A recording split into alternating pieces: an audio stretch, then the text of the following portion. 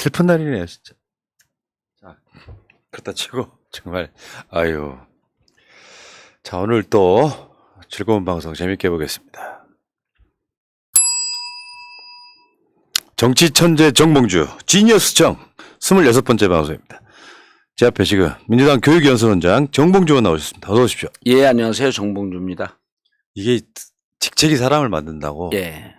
벌써 뭔가 사람이 교육적으로 보이고 무거워 보여. 그 이번 주에 수요일 날인가요? 수요일 날인가? 오늘 목요일이죠. 그러니까 화요일 날 백토 나갔고 네. 백토는 땜빵으로 나갔어요. 백토가 펑크가 나면 당일날 연락이 오거든요. 저한테. 펑크가 잘 나요. 왜냐하면 코로나도 걸리고 벼랑한 사정이 생기고 그래갖고 못 나오는 분들이 계시거든. 그래서 이번에 백토 그 나갔고 어제 이제 KBS 더 라이브 나갔는데 그러더라고. 왠지 무게감이 있어 보인다고. 그러니까 사실상 전에 있던 정치개혁 특위는 유명무실한 그냥 이름만 있는 그렇죠. 자리였고. 그거는 한시적인 거고. 네. 요건 상임직이니까 상근직. 이것도 임기가 있을까요? 2년이요. 2년. 대표하고 같이 가죠. 대표가 이제 물러나면 그만두는 거고. 예. 그러면은. 근데 우리 대표 물러날 생각이 없어. 종신직이야. 대통령 될 때까지 하는 거야. 궁금한 게 갑자기 그러고 보면 예. 전에 있던 당대표가 그 다음 당대표 나갈 수 있나요? 못 나가는 규정이 있나? 연임 없어요. 금지? 없어요. 너 나가면 되네.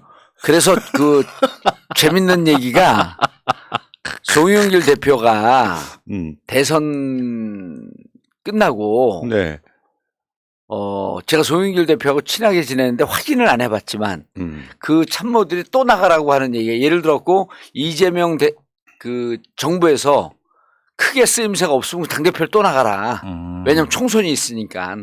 그 얘기가 돌았던 거로 제가 들은 적이 있어요. 아, 네. 이게 그 연임 금지 이런 게 없구나. 없어요. 오. 능력 있으면 계속 하는 거예요. 다음에 또 갑시다. 아니 우리가 이렇게 툭 던지는 게 기시감이 있는 거거든요. 우리가 왜 도사겠어요? 내다보는 힘이 있으니까 도사지. 하긴 왜 이준석이도 예. 당대표 떨궈줬는데 또 다음 당대표 여론조사하면 이준석이 나오는 게 그런 이유 때문이구나. 이준석 대표가 당대표 나올까봐 지금 쳐내는 거예요. 야, 그렇구나. 그럼 예. 그럼 이재명도 한 번 더 합시다. 이재명 대표는 7.77%니까 제가 이 자리를 빌어서 이 대표님이 본인은 못 봐도 측근들이 보고 얘기를 좀 해주는 것 같아요. 그래갖고 우리 정봉주 TV를 보고도 나오고 전화가 오고 이제 뭐 새날 보고도 오고 그래야 되는데 제가 장담컨대 지금 이제 저는 이제 법 쪽에 친구들이 많잖아요. 제가 이제 오래 재판을 받다 보니까 네. 그래서 검사 출신, 판사 출신 또 현직에 있는 친구들 이재명 못 보냅니다. 단정적으로 제가 말씀을 드리면 오늘 아침에도 변호사들과 지금 이 방송 듣는 분들이에요. 그 변호사들과 한 4명쯤 통화했어요. 우리 진영이 아니라 정말 우리 진영이지만 객관적으로 보는 분들. 진짜 실력 있는 에이스들. 선거법의 전문가, 정치자금법의 최고의 전문가, 재판을 가장 많이 해본 분들. 그래서 살짝 맛배기로 말씀을 드리면 일단 선거법에서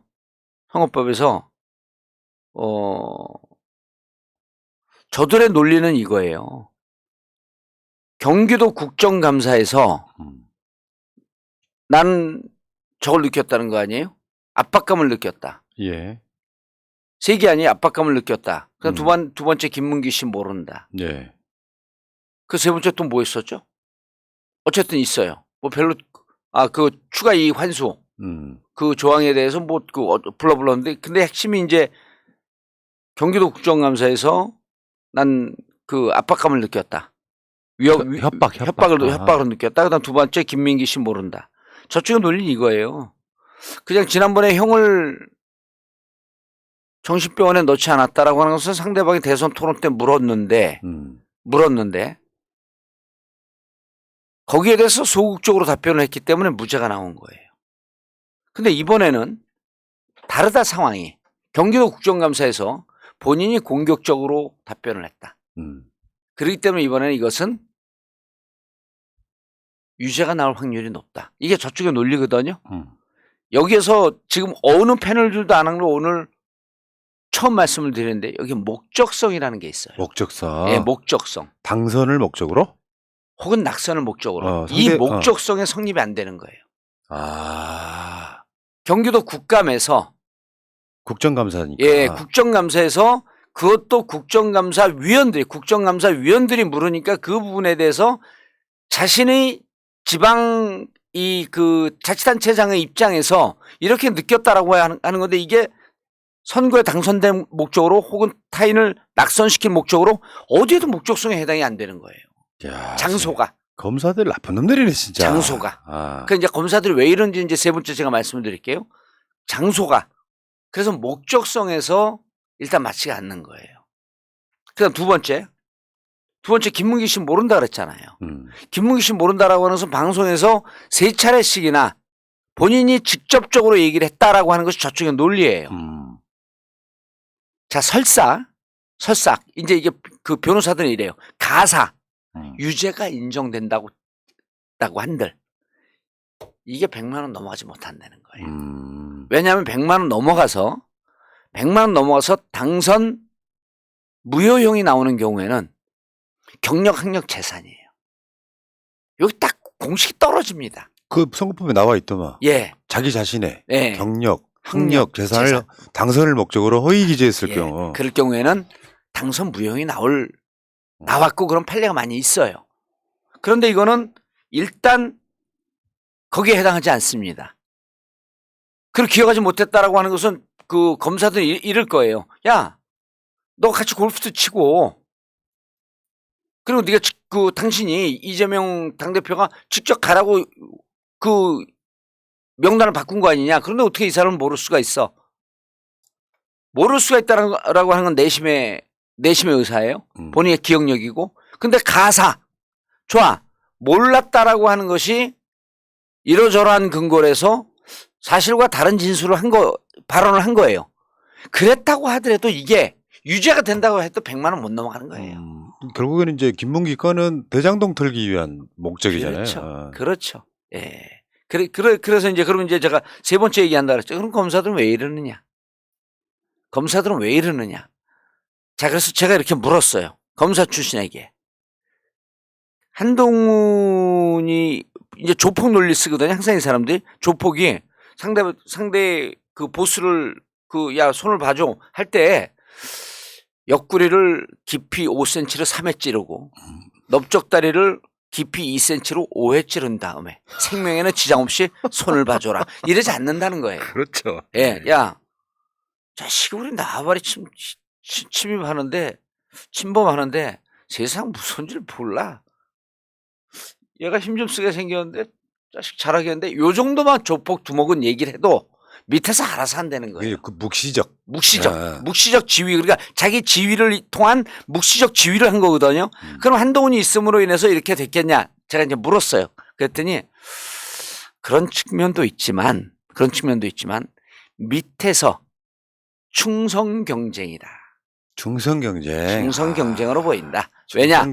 그래서 제가 또 물어요. 판단이냐? 아니면 검찰 후배들에게 얻은 정보냐? 그러니까 대체로 정보라고 단정적으로 자기가 얘기하기는 좀 기업 비밀이기 때문에 말씀 못 드리지만 내부에서 하방에서 밑에서 충성 경쟁이 붙었다. 자, 이거는요. 입고라고 그러거든요. 기소해갖고 그 유죄가 되는 거 이제 구속된 거 입고라 그러는데. 입고시켰다. 예. 입고가 되든 안 되든 밑에 있는 애들은 지금 보이기 위해서 날뛰는 거라는 거예요. 아, 잘 보이려고. 예, 잘 보이려고. 그러니까 결국에는 어떻게 보면 그 욕을 윤석열이 또 다 먹는 거잖아요. 그렇죠. 근데 우리는 그걸 이렇게 비판한 이제 금방 얘기했던 조폭 논리예요. 야, 니네가 일일이 지시하지 않았지만, 저 올해 정적 이재명 보내야 되는데, 그리고 검사들은 기본적으로 정치인은 부패한 집단이라고 하는 확증 편향이 있어요. 그러니까 밑에서 알아서 긴다는 거예요. 지들이 더 부패했는데. 그러면 근데 알아서 기는데 한동훈 윤석열이라고 한 존재가 없으면 누구한테 충성을 하죠? 그럼 너희들이 존재함으로 인해서 묵시적 지위가 이루어지고 있다고 우리는 이렇게 얘기하는 겁니다. 나중에 윤석열이 대통령직에서 내려왔을 때 윤석열은 자기 검사들한테 똑같이 당하죠. 똑같이 당하죠. 그걸 모르는 것 같아. 그다음에 이제 마지막에 어. 오늘 우리 본론 들어가기 전에 마지막에 또 하나. 이건 이따가 얘기할까요? 한동훈 해임 건의안으로 갈 거냐? 그냥 가세요. 오늘 뭐 쭉 순서 가요? 없어 그냥 가. 자, 지금요. 제가 이제 당직을 맡은 건 좀 이따 얘기하는데 당에서 의원들 쭉 이렇게 모니터링을 해보니까 갈등을 하는 것 같아요. 해임 건의안으로 갈까? 바로 다이렉트로 탄핵으로 갈까? 근데 해임 건의안이 받아들여질 가능성은 없지 않아요. 없죠.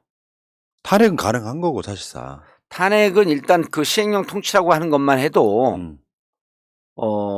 가능성이 무척 높고 이제 법률 검토를 제가 이제 주위에다 맡겨보면 한동훈은 차고도 넘쳤다까지는 아니어도 충분히 헌재에서 인용될 가능성이 높다. 이상민 경찰국 설치보다도 이상민 장관의 경찰국 설치보다도 높다 이렇게 얘기를 하는데 이제 저는 이런 말씀을 드리고 싶어요. 일제가 그 군사력을 앞세우고 그 침탈할 때 제가 이제 요즘 그 얼마 전에 그 하얼빈 안중근 의사의 7일간의 기록 하얼빈을 보니까 이제 점점 더 독립투쟁에 대한 예의를 많이 들고 싶어하는 심정이 있는데 자, 일본이 우리 침략하고 들어오는데요. 지금 우리는 모든 우리 조상들이 항일 투쟁을 한 것을 다 박수를 치고 존경을 하지만 그때 당시 2020년도, 2019년도 이때로 돌아가면요. 이 임시정부가 뭐 7개씩 됐었잖아요. 그게 상해 임시정부로 통합이 된 거거든요. 그럼 그때 우리 항일 투쟁을 하는 분들 사이에서 엄청난 논쟁과 갈등이 있었어요. 분파 싸움이 있었고. 자, 그런데 일제가 쳐들어와서 전라도를 중심으로 해 의병은 전라도에 많았었거든요. 전라도를 중심으로 해갖고 의병을 그냥 그 학살을 하잖아요. 의병을. 의병 학살에 대한 것을 영화로 은유적으로 메타포로 표현한 게 영화 곡성입니다. 의병 죽이는 거예요. 그게 죽여놓고 네. 애들이 사진을 찍어요. 그게 의병 얘기거든요. 곡성 영화가. 그거를 감독보다 제가 더 잘하는 겁니다. 어쨌든 자, 이렇게 치고 들어가 죽이는데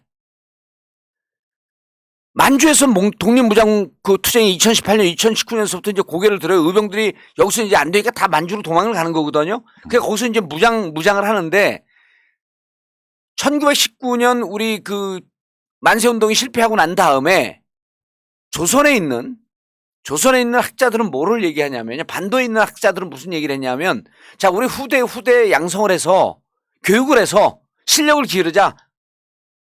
그래서 실력을 양성해서 우리가 차기를 노리면서 장기전으로 싸우자라고 하는 게 이쪽 그 조선에 있었던 이른바 개량파들의 주장이었어요.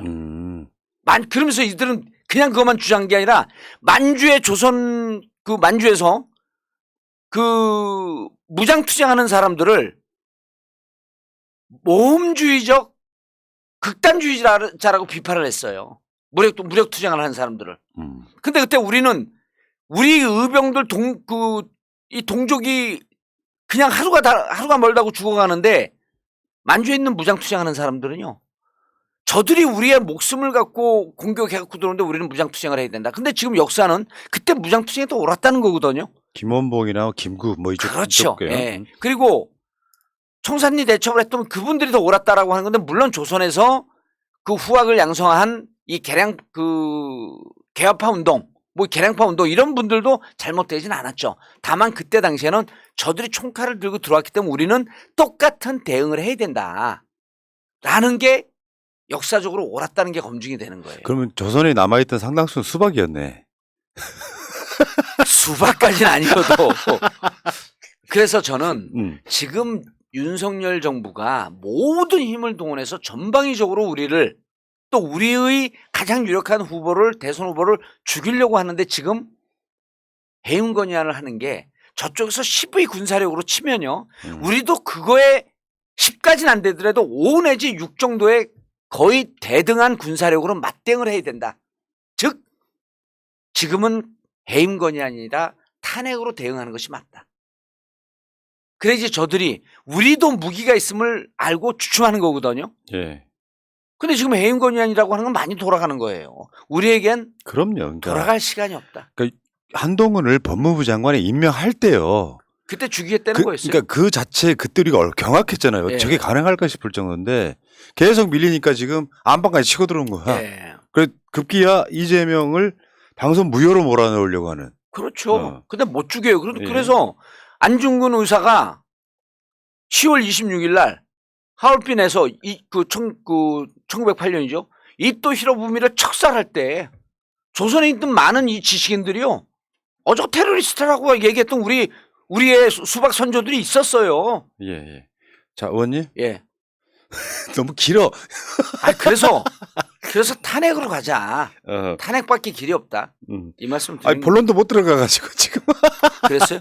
그리고 참고로 지금 이 방송은 오후 6시에 정봉주 TV에서 가는 게 아니라 지금 같은 시간대. 예, 지금 정봉주 TV에서도 예. 생방송으로 진행 중입니다. 감사합니다. 자, 여기 계신 분 중에 한 500만 그쪽으로 가세요. 그러니까 아까 그 이야기 마무리하고요. 그러니까 이재명 대표가 다음 대표로 나올 수 있는데, 그러니까 그 당시에 댓글이 뭐라 달렸냐면 대선 가야지 뭔 소리야. 이분들이 뭘 모르시네. 이재명 대표가 당대표를 한 번 더 해도 대선 1년 남아. 그러면 그러니까 두 번 할 수 있는 거지. 당대표 하면요. 대선 딱 떨어집니다. 딱 떨어지지 진짜. 아니요. 1년 남는 게 아니라 다음 2024년에 우리가 국회의원 총선거에서 개헌 의석수 확보하게 되면요. 개헌하면서 대통령 선거를 지방선거하고 동시선거로 치릅니다. 2026년에. 그럼 임기는 1년 단축되는 거예요. 예. 탄핵보다도 더 깔끔한 합법적 방법입니다. 예. 임기 단축. 임기 단축. 예. 아니 내가 엊그저께 들었던 얘기 정말 신박하던데. 예. 총선 대선 동시에 한다는 썰이 아주 파다해. 아니 그러니까 지금요. 예를 들어서요. 지금요. 국힘에 희망을 주면서 분당할 수 있는 카드를 제가 갖고 있거든요. 이번에 꺼내지 마세요. 안 꺼내면 안 되죠. 그건 전략이기 때문에 제가 전략기획위원장이면 꺼냅니다. 교육연수원장이기 때문에 안 꺼내요. 그런데 이용호 찍은 사람이 42명. 지금 국힘 난리 났어요. 사실 그 쿠데타죠. 내부적으로는. 반윤 비윤이죠. 그렇게 많았던 거예요. 그게 이제 지금 총선 직전으로 가면 진짜 탈당료가 나오겠더라고요. 아니 그 42명은요. 이런 거예요. 심정적으로 우리 공천 못 받는다. 근데 공천 못 받는데 우리가 살아날 수 있는 제도적 장치를 민주당이 해주면 우리는 동시선거로 간다. 동시선거로 갈 수 있다. 예, 뭐 거기까지 이제 이야기하시고. 자, 그러면 일단 윤석열 예결위부터 먼저 한번 해볼게요. 왜냐하면 이게 현안이기도 하고 너무 충격적이어서. 자, 이거 제가 이름을 이제 영국에서 일어난 일로 육개장외교다 이렇게 했는데 예. 조문을 안 하고 지금 가서 파티만 하고 왔는데 지금 그런 이야기도 나옵니다. 윤석열이 그러니까 영국에 딱 24시간 있었나 봐요. 그중에 2시간만 노출되고 나머지 시간은 전혀 노출이 안 돼. 일단 이것도 문제다. 이게 예. 지금 민주당 의원들이 지금 이야기하고 있는 것 중에 하나고. 김의겸 의원이 제일 잘 찾아냈더라고요. 김의겸 의원이. 그러니까 그건 그렇다 치고, 예. 그렇다 치고 지금 영국에서 미국으로 건너가서 어마어마한 대형 사고를 쳤어요. 예. 사실 있을 수 없는 일이잖아요. 욕설 한다는 게. 예. 그게 뭐 비공식연대, 공식연대가 중요한 게 아니라 카메라가 돌아가고 있는데 예. 욕설을 하는 것 자체가. 근데 그게 이제 전 대형 참사라고 보는 분들이 많은데 전 동의할 수 없어요. 그래요? 동의 못 하십니까? 그냥 윤석열이라고 쓰고 대참사라고 읽어요. 그 자체가 대참사야. 예, 그러면. 하긴 그자가 대통령이 된 게 참사지. 그 양반이 욕하고 그런 게 뭐가 그렇게 충격적이에요? 그게 일상인데? 거기서 그 말 들어보세요. 이 새끼 하는 건 잘 안 들려요. 들리기 자세히 몇 번을 들어봐야 돼. 그 MBC 기자들이요. 예. 뒤에 배경음악 잡소리 다 죽이고 2시간 정도를 예. 찾아낸 소리라고 하더라고. 예. 그런데 뒤에 여기 이 새끼들 국회에서 부결시키면 얼마나 쪽팔리겠어 하는데 이 쪽팔리겠어라고 하는 게 너무 쌍스러워요. 그건 잘 들려요. 그러니까 이분이 우리도요. 방송에서 쪽팔리겠어 이런 공식 카메라 돌아가는데 그런 얘기 안 하거든요. 쪽팔리겠어라고 하는 표현 자체가 서거죠, 서거. 그렇죠. 비어죠, 비어. 예, 그러니까 근데 그 얘기 그 뉘앙스가 너무 천박스러운 거야. 그래서 그걸 들으면서 이분이 정체성에 아주 딱 맞는 행동을 하는구나. 그리고 저는 이 외교 참사요. 여러분 이게 왜 외교 참사입니까? 제가 모든 방송에 나가면서 다 예견했어요. 여러분 참고로 외교는요. 윤석열 대통령, 바이든 대통령, 일본 수상을 만났고 외교적으로 쇼하는 거예요. 이미 그 밑에서요. 실무자들이 프로토콜에 근거해갖고 이미 내용 협상은 끝냅니다. 그렇죠, 그렇죠. 다 끝내요. 만나 사진 찍으면 끝. 만나 사진 찍고 그냥 서명하는데 이미 물 밑으로 협상이 끝났어요. 근데 외교 정상회담이 11시에 예견됐는데 12시 반 이렇게 밀려지는 경우가 있었어요. 그게 그 트럼프하고 김정은 만날 때도 그랬고요. 그건 네. 뭐냐면 물밑 조율이 아직 안 되고 있다는 얘기예요. 그 합의문도 서명을 하기 위해서 합의문 조율을 하거든요. 그게 안 됐다는 얘기입니다. 무슨 얘기냐면 외교는 대통령끼리 만나고 할 일이 없는 거예요. 기본적으로 외교는 뻥카다. 외교는 모든 외교는 99.9%가 국내용입니다. 그렇죠. 국내에서 더 많은 지지율을 확보하고 국내 자신의 정치적 치적을 강조하기 위해서 외교적 행위를 통해서 노출시키는 거예요. 예를 들어 우리나라 그 트럼프 대통령이 미국 갔을 때 그다음 바이든 왔을 때 우리가 미국에다 퍼준 거밖에 없거든요. 말이 투자진이 다 퍼준 거예요. 미국의 요청 때문에 그렇게 들어준 거거든요. 거기에는 이제 뭐 한미 뭐 동맹이냐 뭐니 이런 거 있어서 우리들이 하고 싶은 얘기를 미국 아이들 입을 통해서 해달라고 하는 이런 부탁이 있었다라고 하는 걸 예견할 수 있는 겁니다. 그럼 이번에 윤석열 5박 7일인데 제가 얘기했잖아요. 미리 다 예견했어요. 무슨 외교 이슈가 있죠? 한미 간에 외교 이슈 있나요? 전기차 보조금 문제에 대해서 토론하재요. 아니 미국이 무슨 옆집 편의점이고 우리 그 옆집 아저씨들 개모임입니까? 다 결정되고 발표까지 끝난 거를 그다음 그 11월 그 지방선거를 앞두고 바이든이 자기 지지율 올리기 위해서 전기차 보조금에 대해서 그 국내 차에 대해만 특혜를 주겠다라고 발표한 걸 우리나라 대통령이 갖고 야 그거 우리도 줘 그러면 미안해 우리가 잘못 실수해서 니들도 줄게 이렇게 됩니까? 이미 전기차 보조금에 대해서는 미국 상회의나 이런 데서 오랫동안 얘기가 되고 있었던 걸 우리가 정보 캐치를 못했던 거예요. 그럼 그게 참사거든요.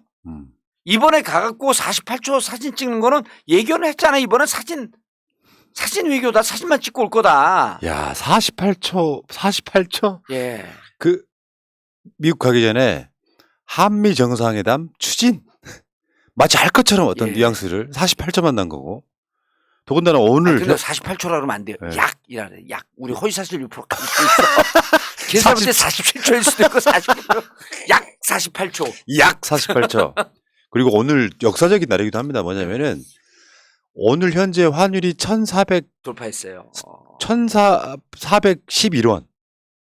와. 뭐 총체적 난국이네요, 진짜. 총체적 난국이에요. 그리고 통화 스와핑이요. 그거 그 환율 위기 올 때 그거 얼마나 외교 노력을 들여갖고 통화 스와핑을 또 한시적으로 합니까? 통화 스와핑 그거 안 돼요. 그리고 보세요. 그 코로나 때 문재인 대통령 뭐 대응 어쩌고저쩌고 하지만 코로나 때 돈을 제일 적게 푼 나라예요, 우리나라가. 그랬죠. 돈을 적게 푼 게 국민들에게 이 희생을 그냥 너희들끼리 감수하라라고 그래서 그런 게 아니고 이렇게 경제가 최악의 상황으로 갈 걸 예견한 문재인 대통령의 선견지명이 있었던 거죠. 마구 돈 풀면 안 되는 겁니다. 미국이 기축통화국이어도 달러 풀어대 달러 찍어내고 미국은 심지어요. 1인 개인에게 80만 불을 준 주도 있어요. 그럼 10억을 준 겁니다. 이 정도로 돈을 마구마구 풀어냈으면 그러면은 우리 5월 9일 날 취임을 해요. 5월 9일 날 취임은 대외 경제 상황이 좋지 않다. 경제 상황이 좋지 않다라고 하는 것은 모든 경제학자들 다 얘기했어요. 코로나 때 돈을 풀었기 때문에 인플레이션 올라가고 환율 올라가고 이거 다 예견했거든요. 이미 9개월 전, 4개월 전에요. 그럼 이때 대통령 들어서자마자 제일 먼저 경제팀 뭘 해야 되냐면 자, 환율 그 금리 역전되고 환율 인상되고 우리 그 대외 무역 수지 안 좋아지고 그다음에 이 수입 물가 인상되면서 국내 물가 인상되고 서민들 이 먹고 사는 문제 무척 심각해진다. 물가가 폭등을 할 것이다. 스태그플레이션 올 것이다. 이거 예측을 하면 그럼 우리가 이걸 막을 수 있는 길은 뭐지? 이때 5월 9일 취임하자마자 이상한 짓 하고 청와대 갖고 옮긴다, 대통령실 옮긴다. 이거를 하려면 하라 이거예요. 그렇지만 모든 정책은 투트랙, 쓰리트랙으로 나가야 되거든요. 이때부터 통화 스와프 준비를 했어야죠. 이제 갖고 무슨 통화 스와프를 오늘 갖고 하면 미국 바이든이 나 미처 생각하지 못했어. 너네 통화 스와프 해줄게. 통화 스와프 하게 되면요. 왜 통화 스와프가 힘드냐면 우리의 경제 부담을 미국이 같이 안고 가는 거예요. 그렇죠. 그러니까 1,400원 이상 올라가면요. 쉽게 표현하면 경제는 심리라 그랬는데 심리적 마지노선이 무너져 버린 나 거예요. 이게 1,500까지 갈 것 같아요. 1,500까지 가면 그때는 한국 경제 완전히 개판되는 거죠. 현재까지는 그나마 여력이 있다고 보는데. 현재도 1,400 넘어가면 왜냐하면 1,470, 1,480 넘어갈 때 경제 전문가들이 고점 찍었다 그랬거든요. 야, 근데 진짜 이거 뭐 대통령이란 자는 그 갖고 조문회견답시고 갖고 아까 그 김우겸 의원 이야기는 뭐냐면은 영국에 하루를 머물렀는데 보통 같으면은 거기 나머지 시간에 정상회담도 하고 막 그러잖아요. 2시간을 제외한 나머지 시간은 전혀 밝혀지질 않아. 저녁 7시서부터 그러니까 그 리셉션이 끝난 게 이제 그 7시에 끝났거든요. 7시에 끝난 다음에 1구강은 혼자 가갖고 조문을 했고요. 리셉션 끝난 다음에 리셉션 그 전에 조문이 안 된다고 그랬다고 하면서 그러니까 지금 청와대는 김은혜 홍보석이 발표하는 족족이 거짓말이에요. 그리고 7시 이후서부터 그 다음날 11시까지 뭐 했냐는 거예요. 그리고 미국에 건너가서는 실제로 한미 정상회담 없었다고 보는 게 맞고 48초면은 거죠. 그냥 지나가다 이렇게 이런 거예요. 쭉 정상회담 모이면 샴페인 그 유엔 그 총회 끝나고 그러면 샴페인 한 잔씩 뭐 차 한 잔씩 이렇게 마시잖아요. 지나가다 쓱 만났고 제가 이렇게 얘기할 시간 재보세요. President Yoon, when did you come over here? How are you fine thanks and you? I'm fine thank you and you? 그럼 I'm fine thank you and you? 48초. 아니 그리고 I heard your address. It was really fantastic. Wow. Your idea is so great. 야. 요렇게 하면서 스쳐 지나갔어요. 지금 몇 초 됐는 줄 아세요? 27분부터 해갖고 지금 27초부터 해갖고 지금 정확하게 이렇게 얘기하는 순간도 시간이 흘러가고 있는데 정확하게 지금 40초 올렸습니다. 이게 연병하네. 그리고 나와서 내려오면서 이 새끼들이 바이든 어쩌고저쩌고.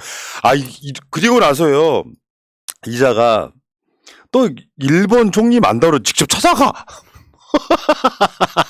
그리고 일본에서 정상회담 있다고 발표한 거에 대해서 불쾌하다고 항의까지 했잖아 우리한테. 정상회담 계획도 없는데.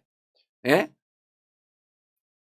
지금 청와대 그 안보실장 그 김태호 1차장인지 2차장인지 김태호 차장은 뭐 한 사람인 줄 알죠? 뭐 담대한 결단 이명박이 외치는 날 베이징에서 3명이 가갖고 그 국정원 직원 청와대 또 통일부 직원 3명이 가갖고 돈 주니까 걔들 발로 걷어차버린 거 아니에요.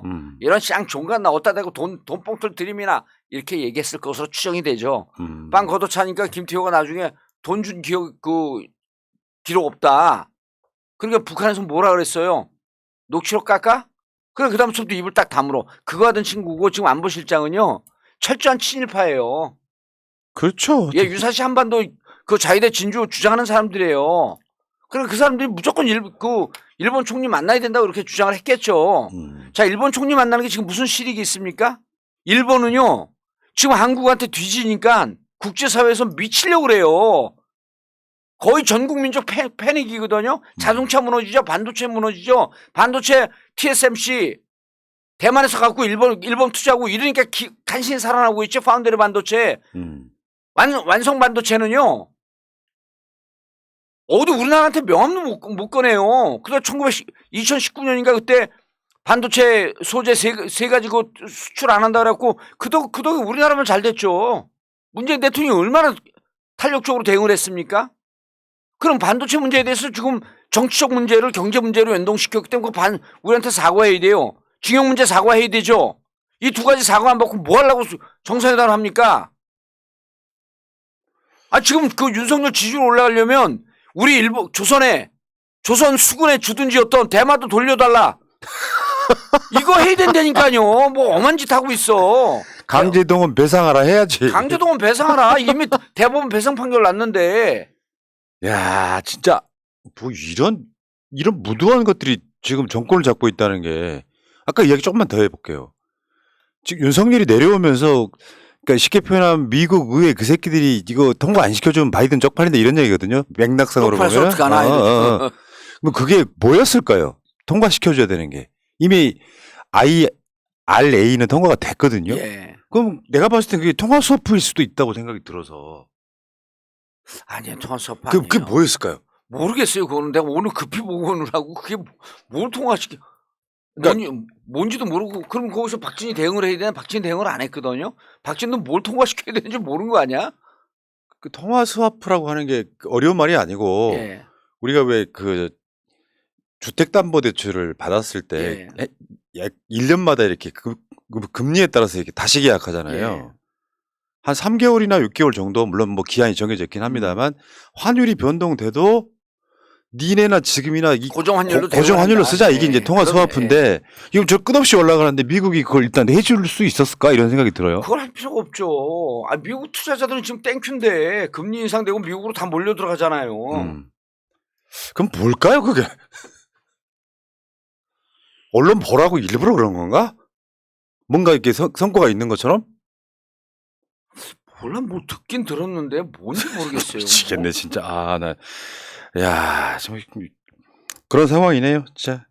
결국에는 지금 우리가 하고 싶은 이야기는 이런 외교라는 게 아까 국내용이라고 했잖아요. 필요가 없는 거예요. 그러니까 국내용이라고 하셨는데 실제로 외교가 외교로 끝나는 게 아니라 국내 경제에 미치는 영향은 어마어마하지 않습니까? 그리고 본인 지지율이 올라가요. 본인 지지율이 올라. 그래서 이렇게 되면 이제 외교적으로 그래서 외교가 양날의 칼이에요. 가서 조금 잘하면 경제 심리도 살고 지지율도 올라가는데 지금 갖고 해놓은 게 하나도 없거든요. 그렇게 되면 경제인들은요, 이거 더 어려워지는 거 아니야? 이런 상황이 되는 거예요. 불안불안할 것 같아요. 하지 말았어야죠 오히려. 아니 그리고 지금 외교는요, 특히 한미 외교는 지금 그 문재인 정부 때 무너진 한미 동맹 관계를 복원시키겠다고 그랬거든요. 그 사람들 무슨 집단 최면에 걸렸어요. 문재인 정부 때 뭐가 무너졌는데요. 그리고 그 한미 연합 군사훈련 그거 트럼프가 없앴어요. 김정은이 자극한다고 트럼프가 없앤 거거든요. 물론 우리하고 협의를 했겠죠. 그리고 그거 할 필요가 없었기 때문에 막대한 예산이 드는 거 그걸 안 한 거예요 서로. 그 우리 정부가 국어를 해갖고 했다고? 그런 일 없습니다. 문재인 정부 때 잘했는데 한미동맹 무너진 게 없기 때문에 지금은 보통 한미동맹은요. 제가 아까 얘기했잖아요. 경제 문제는 경제 담당하는 국에서 이렇게 하면 돼요. 그럼 한미동맹 때는 국제사회에다 보여주는 겁니다. 뭘 보여주냐면 북한이 미사일 훈련한다. 북한이 ICBM 발사한다. 그다음 북한이 7차 핵실험한다. 이런 부분에 대해서 남한과 대한민국과 미국이 철저한 공조를 통해서 북한의 도발적 행동을 막겠다. 이거거든. 이것 이외에는 별로 필요가 없어요. 그렇거나 아니면 북한이 개혁개방 정책으로 좀 가려고 하는데 우리가 이것을 얼마나 탄력적으로 대응을 할 것인가라고 하는 것을 논의하면서 국제사회에서 한반도의 평화가 무르익어지고 있다. 혹은 북한이 도발 행위를 하는데 북한의 도발 행위에 대해서 우리는 철통같이 대비하고 있다라고 하는 것을 국제사회에 보여줌으로 인해서 한반도 평화에 문제가 없고 한반도 정정은 안정화되어 있습니다. 그러니 경제 문제 없습니다. 이걸 보여주는 거거든요. 근데 북한이 지금 미사일 실험했나요? 미사일 발사했어요? 안 했잖아요. 7차 핵실험한다고 떠들었는데 그 우리나라 언론이 떠들었는지 실제 지은 거 있었는지 확인해봤어요? 안 되잖아요. 그럼 정확하게 얘기하면 한미 문제는 이슈가 없다는 거예요 지금. 이슈가 없는데 바빠 죽겠는데 바이든한테 가서 바이든은 땡큐죠. 와서 사진 찍으면 BTS의 나라 예? 수리남의 나라 예? 이런 나라의 대통령 갖고 사진 찍고 그럼 그 우리나라 대통령 사진 찍으면요 20대 30대 열광해요. 문화강국 코리아하고 사진 찍었다고. 아이고 윤석열하고 찍은 거 설마 진짜. 아니 코리아지 코리아. 그래서 제가 보기에는 이슈가 없는데 간 거는 아무것도 얻을 게 없는데 그냥 간 거예요. 그렇지 뜬금없이 저기 뭐 물론 유엔 총회라고 하는 국제 무대에 데뷔를 좀 하고 싶었을지 모르겠는데 유엔 총회도요. 유엔 총회도 언제든지 할 수 있습니다. 유엔 총회 연설은요 요청하게 되면 시기만 잡으면 돼요. 그게 뭐 특별한 겁니까? 아니 그러니까 자기는 본인은 그거 하고 싶었던 것 같고 영국에서 김건희 윤석열의 일정이 22시간 비는 거랑 비슷하게 그냥 다른 목적이 있는 게 아니냐라는 의심을 할 수밖에 없는 거잖아요. 쇼핑? 어허? 그 쇼핑을 이제 세금 없이 들여오는. 아니 근데 이게 저는 이제 아까 영국 얘기 넘어갔는데 영국은 김우경 의원이 이제 노출시킨 걸 봤더니 나갈 때 이미 프로토콜에 의한 일정이 나왔는데 임박하고 2개를 지워버려요. 그럼 전체적인 일정을 저는 어떻게 의심을 했냐면 조문은 애당초 계획되지 않았다. 조문을 갈 수 없는 상황을 뭔가 내부적 상황이 있었던 거예요. 제가 그래서 어제 다른 방송에 가면 내가 어렸을 때 삼재 있는데 우리 삼재 있으니까 우리 어머니가 상가집 가지 마라. 삼재가 꼈으니 상가집 가지 마라. 그러니까 조문을 가서는 안 되는 어드바이스를 누구한테 듣고 간 거예요. 그런데 조문을 안 갈 수는 없고 가는 흉내는 내야 되고 그러니까 현지 가갖고 핑계를 댄 거죠. 근데 근데 엘리자베스 그 여왕 2세의 사망이기 때문에 우리나라가 G8 국가거든요. 안 갈 수가 없어요. 근데 초청장을 받아서 갔대는데 김정은도 초청장 받았어요. 김정은도? 그럼요. 전 세계 수상단체는 다 보냅니다. 그냥 외교 프로토콜이에요. 그러면 우리만 특별히 받은 게 아니에요. 그래도 안 가도 되지만 우리나라 G8 국가고 OECD 국가니까 가야죠. 그럼 가면 무조건 조문을 해야죠. 그러니까 참배라고 얘기합니다. 그 김우경 의원은 참배했어야죠. 근데 참배를 해서는 안 된다라고 하늘에 구멍 뚫린 스승이 얘기하지 않았을까? 그런 이상한 느낌이 드는 거예요. 나 진짜 살다 이런 대통령 보셨어요? 뭔지를 모르겠어. 그러니까 아주 약하게 분석을 하면 그냥 왕놀이 하고 싶은가 보다. 대통령 놀이 하고 싶은가 보다. 저는 그거에 한 발 더 들어가고 국내 지지율이 떨어지기 때문에 해외를 돌라고 누군가가 얘기를 했어요. 근데 그게 도움이 안 되고 있잖아요. 이 사람은 해외 순방할 때마다 지지율이 떨어지게 생겼는데 지금. 보통 암만 똥보로 차도요. 해외 순방 가면 대통령 지지율은 1%에서 5%까지 항상 올라갔어요. 그러니까 예, 맞습니다. 그래서 실패한 정상회담은 없다라고 하는 외교가 통설이거든요. 그리고 외교가 대통령들의 협약은 사진 찍는 것에 불과하다라고 하는 또 통설이 있어요. 밑에서 다 끝냅니다. 근데 이번에 미국에서 깜짝 놀랐을 건 너 왜 오지? 하긴 유엔 연설 이 목적인 것처럼밖에 안 보이니까 그거는 뭐 다 가는 게 아니니까. 젤렌스키요 유엔 연설했어요. 어떻게 했는 줄 아세요? 화상으로 했습니다. 우리가 그렇게 절박한 상황이면요 화상으로 하면 돼요. 그러니까 좀 더 정확히 말하면 네. 유엔 연설이라고 하는 게 국제 무대에서 아까 말씀하신 그 내용이에요. 한반도 괜찮습니다. 그리고 우리가 위기 관리하겠습니다. 이런 거거든요. 그러면서 전 세계에 있는 국가들이 한반도에 투자하십시오 이런 거거든요. 그렇죠. 세일즈. 근데 만약에 7차 핵실험을 했으면 지금 가는 게 맞아요. 그리고 남북한의 위기 상황과 미사일 실험, 남북한 긴장 고조, 평화 해체 이런 등등의 위험성이 있으면 가는 게 맞아요. 지금 없잖아요. 본인들이 뻥카 막 날리는데 북한이 지금 조용히 있거든요. 근데 왜 가지? 야, 그러니까 국내용이라고 봐도 너무 뜬금포인 거예요, 이게. 근데 그건 이제 나중에 언젠가는 그 얘기가 다 나오겠죠. 밝혀져요. 비하인드가 나온다고. 예. 왜냐면요, 하늘에 구멍 뚫린 스승이 어디 갔고, 야, 내가 가지 말라고, 조문 가지 말라니까 진짜 안 갔어. 이거 분명 강의할 때 얘기할 거예요. 만약 그분의 충고였었다고 한다면. 그게 한번 그런 멘트가 나온 적이 있었죠. 윤석열 부부를 만났다 같은 이야기를 자기가 이제 자기 위상을 올려야 되니까. 위상을 올려야 되기 때문에. 그런 얘기 몇 차례 했죠. 근데 단순하게 그런 미신 용도로 조문을 안 했을까부터 미국은 왜 갔을까도 이제. 우리는 미신이면 그분들에겐 종교예요. 우리하고 달라요. 덜덜덜 떤다고? 그분들에겐 종교예요. 그러니까 이 평생 그걸 믿고 그렇게 온 길이 성공했다고 하기 때문에 그들의 말 한마디 한마디가 거의 종교적 신념에 가까운 거예요. 도사 업계에서 오래 살아온 제가 압니다, 그거는. 이게 이제 이른바 가스라이팅이라 그러잖아요. 그렇죠. 가스라이팅이지. 가스라이팅인데 가스라이팅 된 사람은 본인이 그 최면에 걸린 줄 모르거든요. 근데 옆에서 보면 완전히 최면에 걸려 있는 거예요. 아니, 솔직히 이 바닥에도 가스라이팅 된 사람들 많아요. 누군가에서 가스라이팅 되는. 봉도사도 가스라이팅 하잖아. 그래요? 지지자들. 그러니까 전공 스승 이외에 몽도사 있다 이런 얘기인데. 아이고. 그래서 이번에는 기획된 건데 본인의 위기 상황을 돌파하기 위해서 할 수밖에 없다. 그러나 지금 상황에서 너는 망자나 사자를 만나면 안 된다. 저도 그 영상을 봤는데 그냥 솔직히 말하면 미친 개소리 하던데. 저게 뭔 소리야 저게. 뭔 귀신이 따라와 살면서. 내가 상가집 많이 다녀봤는데 한 번도 안 따라오던데. 아니 저는 가끔씩 와요. 그래갖고 대화하면서 와요. 무속일은 좀 다르시구나. 오늘 뭐 먹었어? 그러면 묻지 마. 안 물안고 무슨 개소리냐 뭐 이런.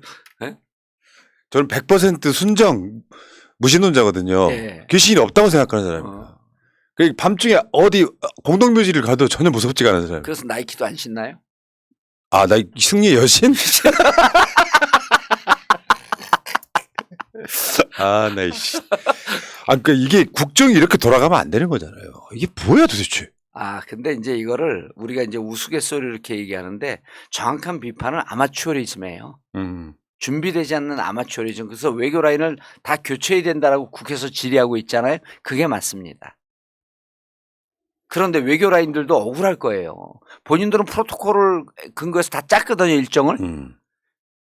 근데 누군가가 그래서 이번에 7시로 가기로 했는데 9시로 미룬 사람은 이번에 그 통일통일 국정감사에서 찾아내야 돼요. 그러네. 누가 결정을 했는지. 이번에 왜 영빈관 878억 신축 예산도 대통령실이 요구를 했다면서요. 예, 그러니까 그런 거 찾아내면 이게 국기문란이고 이게 정말 차곡차곡 쌓이는 대통령 임기 단축의 대상이 되는지 안 되는지가 쌓이는 거예요. 마일리지가 착착 쌓이고 있죠, 지금. 예. 그래서 제일 중요한 게 이거예요. 7시부터 9시. 그러므로 인해서 못 가게 된 거거든요. 근데 그럼 7시 이후에 또 왜 안 갔느냐. 이건 누구의 결정이냐. 이런 걸 찾아내야 되는 거죠. 국정감사에서. 그리고 국민들이 국회의원들에게 권한을 위임했기 때문에 국회의원들은 이 일을 해야 되는 거예요. 그럼 나올 거예요.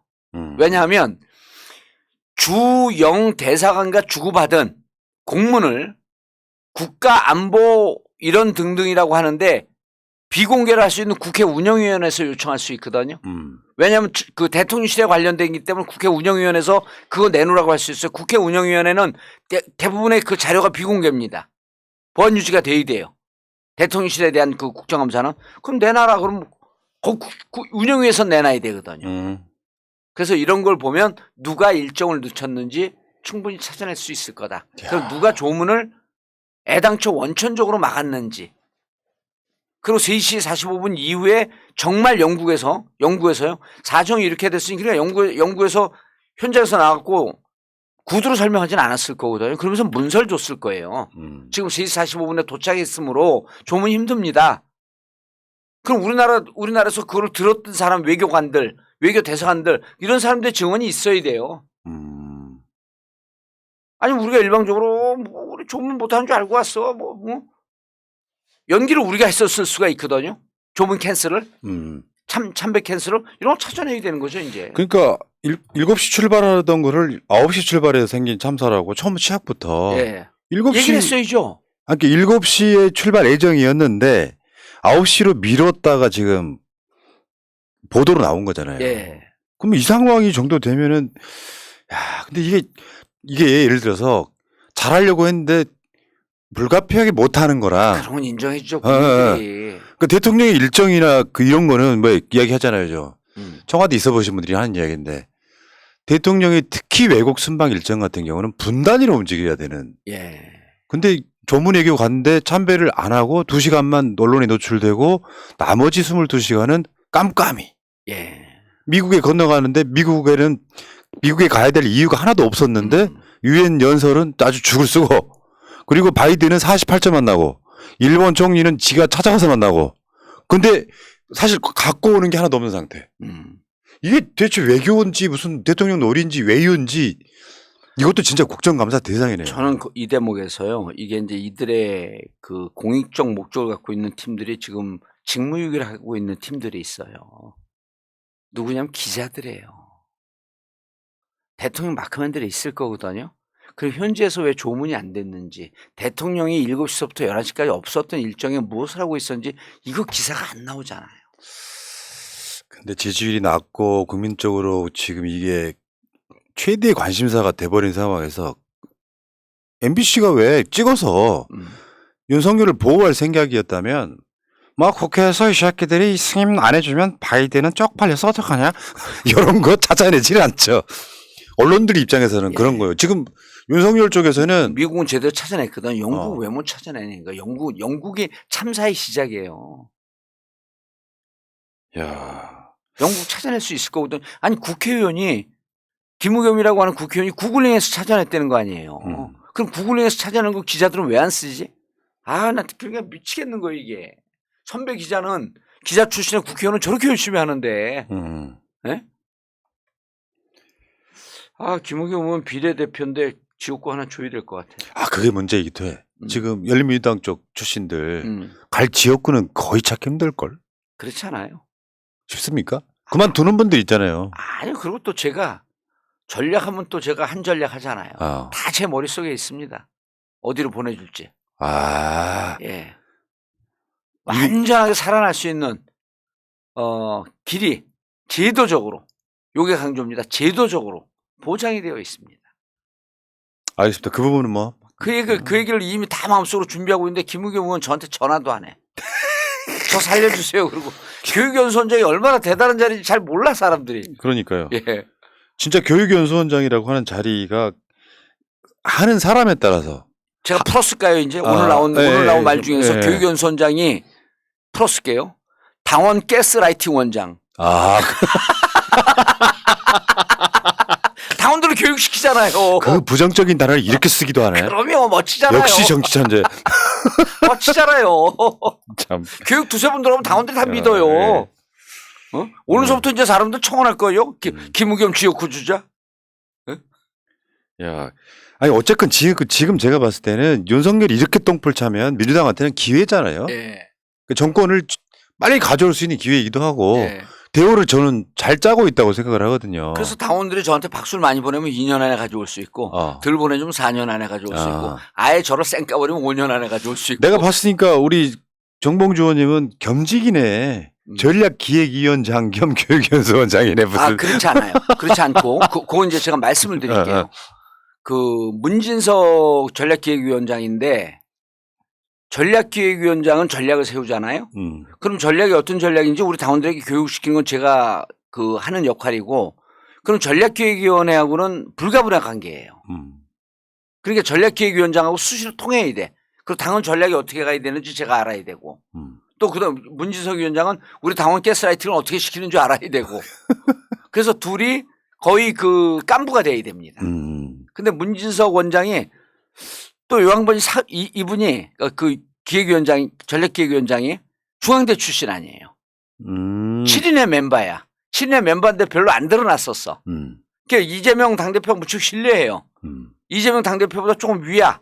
한두 살 위에요. 선배. 네, 선배. 중대 선배. 중대 선배. 그런데 사업을 또 해봤어요, 이분이. 자수성가형이에요. 아주 어렵게 자라갖고 사업을 하다 보니까 사업하면 또 사람들이 이렇게 넉넉해지는 마인드가 열려 있잖아요. 그래갖고 본인이 전략적으로 기획이나 이런 게 좀 부족하다고 하더라도 귀가 열렸고 많은 사람들 얘기를 들어. 그래서 제가 보기엔 잘할 것 같아요. 아, 예. 난 또 문진석 위원장 쉴드일 줄은 몰랐네. 예, 아니 저하고 수시로 통화를 합니다. 자주 보고. 예. 지금 천안 국회의원이죠? 천안. 예. 예. 초선인데 듬직합니다. 이재명 당대표가 잘했어요. 임명을 잘한 것 같아. 뭐 이번 당직을 다 잘했죠. 가장 잘한 게 이제 그 문진석 전략기획위원장, 두 번째로 잘한 게 정봉주 교육연수원장, 세 번째로 잘한 게 최민희 소통위원장. 국민소통위원장. 예, 소통위원장. 소통위원장도 밑에 그 이제 지원부서를 줘야 되는데 최민희 위원장하고도 또 자주 얘기해요. 국민은 어떻게 소통했고 어떻게 가스라이팅 시킬 거냐. 여기 긍정적인 뜻이에요. 그냥 개몽이라고 합시다. 개몽. 개몽하면 우리가 좀 건방져져. 그런가? 가스라이팅 하면 뭔가 좀 야매스러운데 좀 재밌어. 아이고. 자, 다시 윤석열 한번 가볼까요? 예. 이제 곧 들어올 거 아니에요. 캐나다 갔다가. 그냥 안 들어왔으면 좋겠어. 재밌어, 안 들어오는 게. 정답! 그렇긴 한데. 예. 정치를 망치는 이유가 있더라고요. 객관적으로 볼 시각이 없으면 그래서 정치 무조건 망해요. 그러니까 이게 어떤 대의 명분을 갖고 예. 내가 비난을 받더라도 내가 맞다고 생각하는 이런 맥락이 아니라 김은혜가 하는 건 다 생 거짓말로 윤석열 다 실드를 치잖아요. 거짓말이었어요. 그러니까 얘네들 머릿속에는 피의식이 가득해서 이게 다 민주당 쪽 때문이다라고 이렇게 계속 지금 이번에 그 육개장 외교한 것도 그걸로 지금 외교의 문제에서 이렇게 흔들 거 아니다라고 이야기를 하는데 거기다가 저는 이렇게까지 생각을 해봤거든요. 지금 내년도 예산안에 수도 없이 많은 것들이 나오잖아요. 근데 윤석열 욕 한마디로 덮일 정도 안에 들어오면 더 큰 게 기다리고 있어 지금. 들어오고 싶지 않을 것 같은데 이 사람은 뻔뻔하게 들어오는 거 아니에요. 예. 외교 성과 있었다. 왜 보통 옛날에 그 저 박근혜 이런 사람들이 외교 갔다 와가지고 사실은 패션 외교였다고 막 장난을 치고 내용이 없으니까 막상 들어올 때는 무슨 뭐 30조짜리 뭐 사실은 다 그게 무슨 성과를 갖고 오는 게 아니잖아요. 약속을 하고 오는 게 아니라 서로 대화해보자 이런 정도를 부풀려가지고 몇십 조짜리 외교라고 하고 그러면 한 3% 올라가고. 근데 윤석열은 제가 봤을 때 이번에 2번 나간 거 아니에요? 그렇죠. 이 정도 되면은 국민들이 외교 나가지 말라고 할 것 같아요. 그래서 저는 내일 여론조사 나오지 않습니까? 내일은 갤럽이고, 네, 그다음에 월요일 날 또 발표. 리얼미터 나올 거고. 리얼미터 나오고. 그래서 내일 나오는 거, 월요일 날 나오는 게 이번에 외교 성과에 반영이 되죠. 반영이 될 건데 아까도 말씀드렸지만 보통 외교 행차를 하면 지지율이 2, 3% 올라가요. 근데 이번에는 그러지 않을 거다. 그리고 하나 이제 또 예견이 되는 건 지지율 횡보가 이 상태에서 멈춰버릴 것 같아요. 이미 멈췄다고 보죠. 예, 사실. 이미 이게 거의 그 운동장이 굳어졌어요. 이 상태에서 20% 후반 30% 초반에서 왔다 갔다 하다가 이제 이렇게 되면 지금 이제 1411원이라는 거 아니에요? 지금 국제 경제사 대외적 경제 사정이 너무 안 좋아요. 그리고 부동산 가격 지금 그냥 떨어지는 게 아니라 지금 폭락 조짐을 보이고 있거든요. 그렇게 되면 안 되는 건데. 아니 근데 이게 제가 항상 그러잖아요. 윤석열 대통령이 이거 돌파할 길이 있습니다. 이재명. 대한민국이 이렇게 보면 돼요. 우리가 지금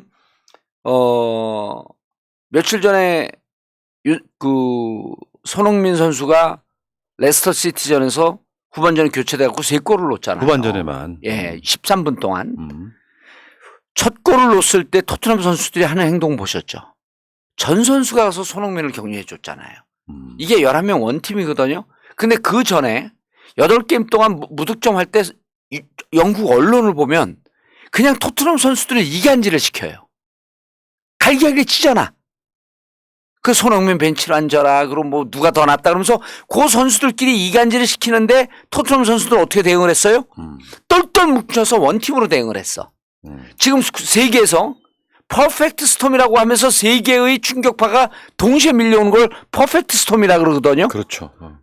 지진나 해일이나 폭풍광나 뭐 이렇게 몰려오는 건데 이럴 때는 원팀입니다. 문제는 원팀이 안 되는 게 문제지. 원팀은 통합의 의지예요. 통합을 해야 되는데 지금 저쪽에선 정적 죽이기만 하고 있거든요. 없는 근거를 갖다가 들이밀고 있어요. 우리가 오늘 모두에 얘기한 이유가 다 이런 것과 연동이 되기 때문에 하는 거거든요. 이재명 죽이기에 열을 올리면 이 경제 난국과 이 퍼펙트 스톰을 극복을 못합니다. 일본 총리는 찾아가서 만나고 야당 대표는 안 만나시고. 참네. 아이고.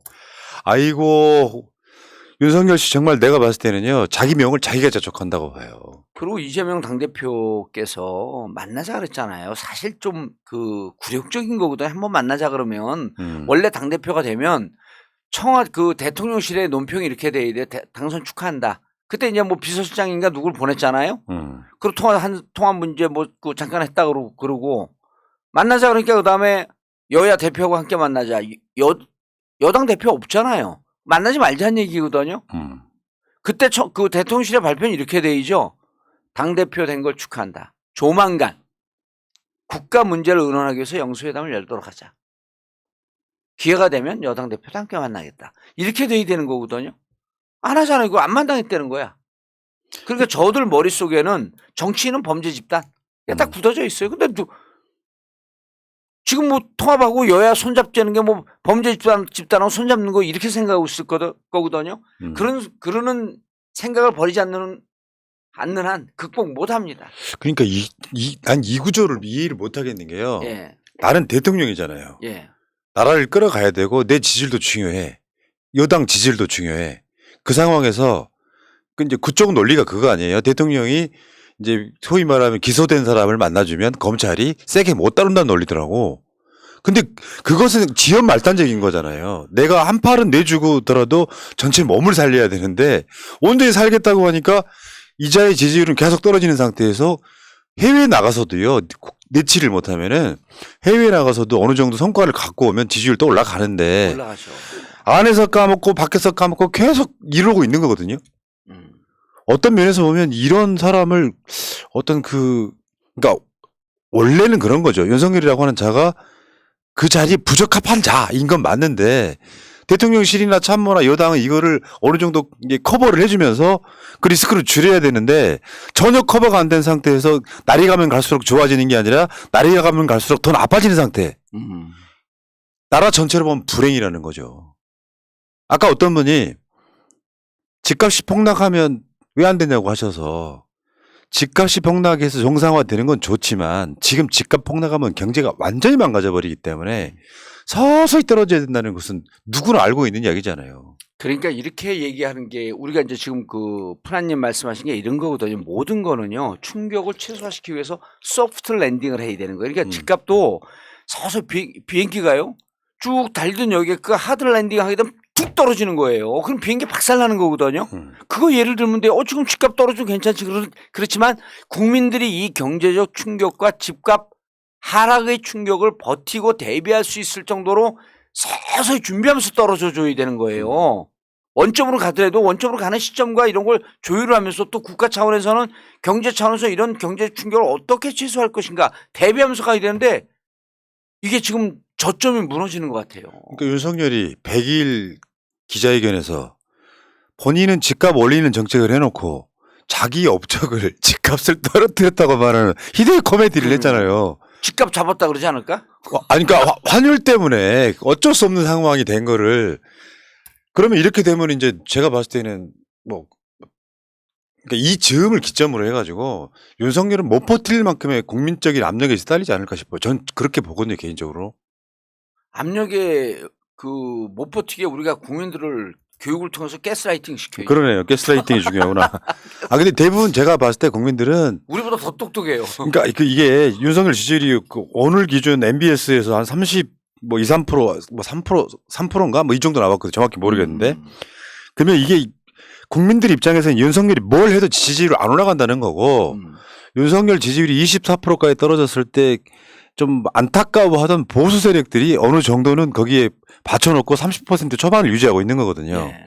그러다가 또 20% 갔다가 아까 말씀하신 그 박스권 이 상태로 간다는 건 사실 다수 국민들 오늘 또 그 여론조사 보니까 그러니까 아무리 윤석열 지지율이 올라도 부정평가는 60%를 그냥 유지하고 있어요. 국민들 콘크리트 벽이 생겼어요. 네. 그 60%의 사람들은 윤석열이 대통령으로 부적합하다고 보는 거거든요. 그 심리가 뭐 하나로 빵 터지면 윤석열은 끝나는 거죠. 예를 들어 집값이 폭락했다든가 이것도 포함해가지고 집값 윤석열을 폭락시키면은 집값을 폭락시켜야 되는구나. 뭐가 있어요 지금. 집값이 이제 문재인 정부 시절에 부동산 정책이 어쨌든 우리가 그 실수한 거 실패한 건 인정을 했잖아요. 그건 너무 폭등을 했죠. 내려가는 건 맞습니다. 근데 맞는데 국제 경제 상황이 대외 경제 상황이 좋은 상태에서 내려가면 얼마나 좋겠어요. 근데 대외 경제가 안 좋고 역대 20년 만에 최악의 무역 수지 적자 아닙니까? 그냥 환율 고공 환율이죠. 이런 상태에서 집값이 빠르게 떨어지게 되면 국내 경제가 붕괴가 돼요. 이러면은 우리나라 경제가 이제 워낙 탄탄해지고 워낙 그 경제 규모가 커졌기 때문에 IMF 때 같은 상황은 오진 않지만 국민들이 무척 허리띠를 졸라매는 게 어려운 상황이 됩니다. 그럼 왜 대통령 하나 잘못 뽑은 게 우린 뽑은 적 없지만 대통령 하나 똥볼 참으로 인해갖고 5천만 국민이 왜 이렇게 고통을 겪어야 되냐는 거예요. 그럼 좀 나가줘라 그냥 계속 들어오지 말고. 아니 가출 계속했으면 좋겠어요. 차라리 예. 차라리 해외에 떠돌아. 국내를 못 들어오고. 아니 우리 그 국힘 당처럼 우리 그 당 대표 징계하는 거 없나? 아니 그 대통령 징계하는 거 없나? 국민권 정지 이런 거. 대통령권 정지 6개월. 그러니까 정지 6개월. 그다음에 윤리위원회 다시 열어갖고 그 징계 강화. 그리고 대한민국 저기 행정부 비대위 이런 거 하나 만들고. 참네. 비대위원장 이재명. 야 진짜 살다 예. 저도 좀 정치 짬밥이 좀 있어요. 예. 중학교 2학년 때부터 정치면 본 사람이기 때문에. 중학교 2학년 때 저는 샌드백으로 두들겨 팼는데. 그리고 이쪽 바닥에서 심리적으로 선수는 3선 정도 인정받고 있잖아요. 그렇죠. 3선이죠. 의원님은 5선 정도 되고. 아니 저도 이제 3선 중에서 좀 고참 3선. 왜냐하면 의원들은 항상 평할 때 3선이 가이드라인이에요.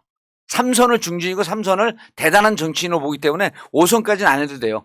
심리적 3선이라고 하면 정치적 고수 중진 딱 이겁니다. 3선이 딱 기준이야. 그러니까 이명박이나 예.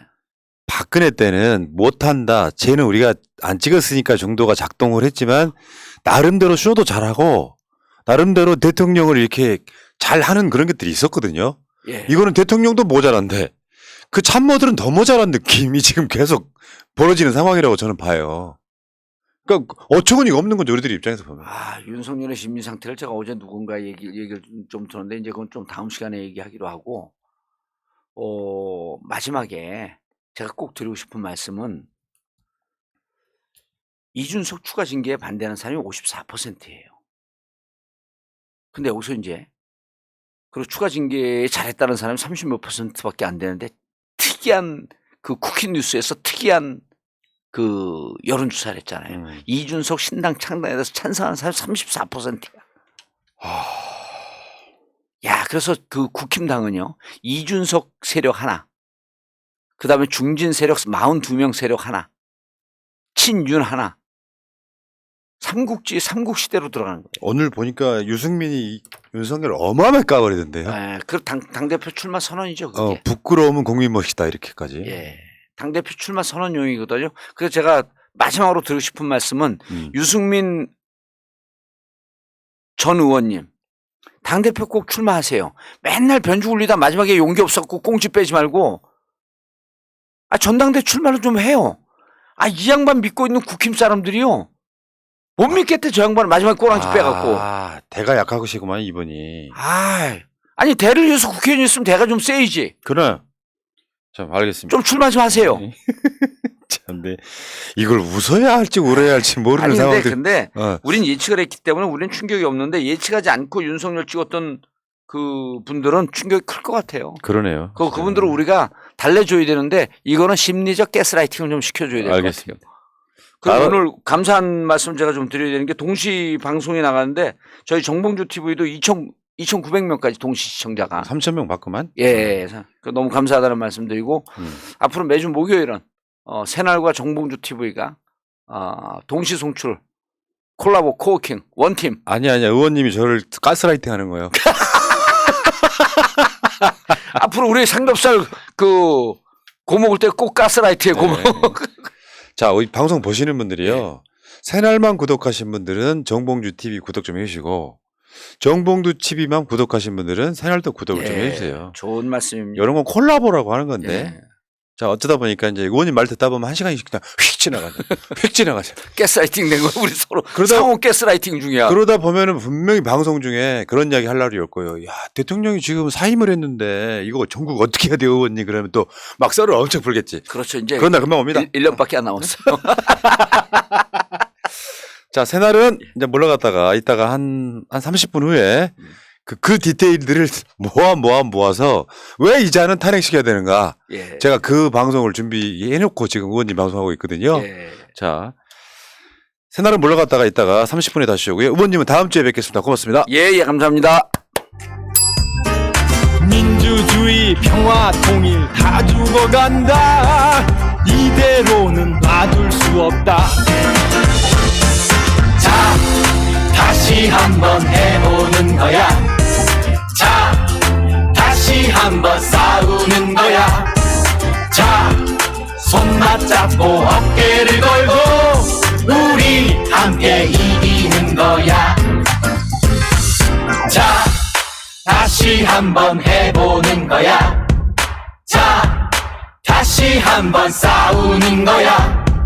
자, 손 맞잡고 어깨를 걸고 우리 함께 이기는 거야.